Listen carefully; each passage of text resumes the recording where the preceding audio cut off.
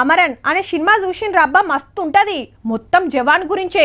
షెల్వుల మీద ఇంటికొచ్చి మళ్ళా ఆర్మీకి పోతంటే ఆ ఇంటోళ్ళ బాధకు సినిమా చూసేటోళ్ళు సుతా ఏడుస్తారులా. బోర్డర్లా జవాన్లు గస్తీ కాస్తుంటే ఇంటికాడు ఉండేటోళ్ళ పరిస్థితి ఎట్లుంటది, యుద్ధం అయితే ఎంత టెన్షన్ పడతారో మంచిగా చూపించిండ్రు. తమిళనాడులా major Mukund Varadarajan real story మీద సినిమా తీసిండ్రు. ఇంటోళ్ళంతా అమ్మురుకొని ఏడుస్తుంటే అన్నకు సుత కన్నీళ్ళాగలే. ఇంటామె అంతకంటే ఎక్కువనే బాధపడుతాంది. లగ్గమైన 3 రోజులకే పెన్మిటి సైన్యంలో డ్యూటీకి పోతున్నందుకే గింత దుఃఖం.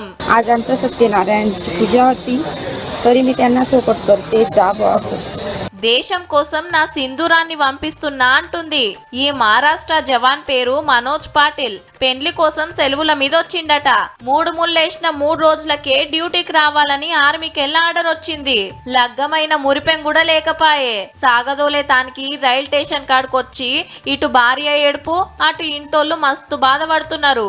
దేశం కోసం కొట్లాడు, దుష్మన్ల పనివట్టు అని ధైర్యం చెప్పి రైలు ఎక్కిచ్చిండ్రు అందరు కలిసి.